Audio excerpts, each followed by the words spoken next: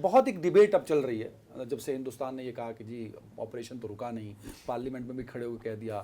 پھر 4 اگست کو ہندوستان کے آرمی چیف جنرل اپندر صاحب نے مدراس IIT میں جب بات کر رہے تھے تو انہوں نے کہا کہ نہیں، اب کی بار جو جنگ ہے وہ شاید بہت جلدی ہو جائے اور بہت خوفناک ہوگی. انہوں نے کہا کہ ہمارے ہندوستان میں کہا جاتا ہے بھائی زمین نہیں لی تو جنگ کیا ہے کاہے کی جیتی، تو ہم آپ کو زمین بھی لے کے دکھائیں گے. تو اشارہ ان کا آف کورس کشمیر کی جانب تھا.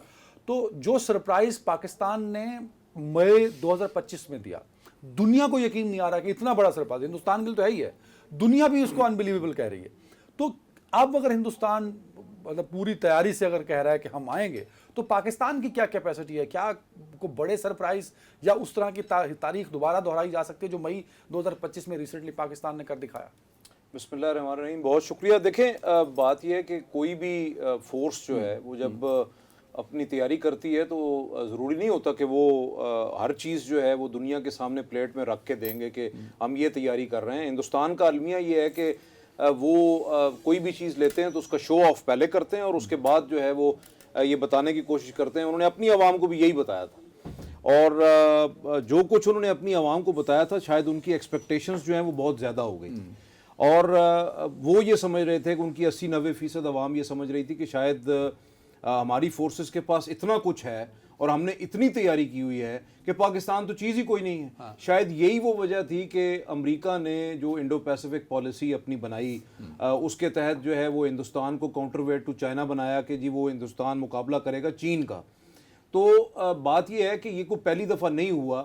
2019 میں جب ایک ناکام سازش کی گئی تھی اس وقت بھی ایک پلوامہ نام کا ایک فالس فلیگ ہوا تھا اور اس کے بعد جو ہے وہ جب انہوں نے بالا کوٹ کے اوپر چڑھائی کرنے کی کوشش کی، جب ہمارا ایک کوا اور چند درخت جو ہیں وہ شہید ہو گئے تھے، تو اس وقت بھی جو ہے وہ ڈینگے مار رہے تھے کہ ہم نے بہت کچھ کر دیا. لیکن اس کے بعد ہم نے جب سوئفٹ ریٹارٹ کیا تو اس وقت ان کے جہازوں کو یہ پتہ ہی نہیں تھا کہ ہم کہاں ہیں اور کہاں نہیں ہیں. 2 جہاز ان کے گرے اور ایک کو یہ دنیا میں میرے خیال میں واحد ملک ہوگا کہ جو بڑی خوبصورتی سے چند سیکنڈ میں ایک جہاز کا ایئر فریم بھی تبدیل کر دیتا ہے، ایویشن اس کا ایویونکس بھی تبدیل کر دیتا ہے، انجن بھی تبدیل ہو جاتے ہیں اور Su-30 MK-ICO F-16 بن جاتا ہے. ٹھیک ہے جی.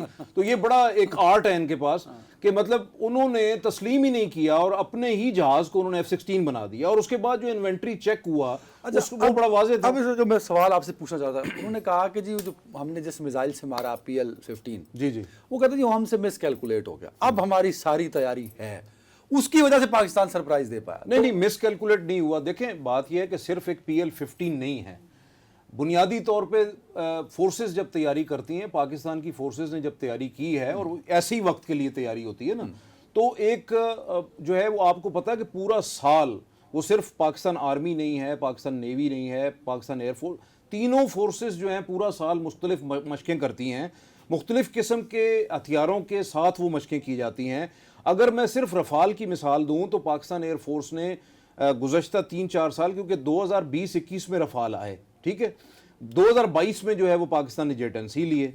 اب جو ہے وہ اس ٹائم سے لے کے پاکستان کے پاس 2-3 سال تھے جبکہ انڈیا کے پاس 5 سال تھے. انڈیا نے جو تیاری کی وہ آپ کے سامنے ہے.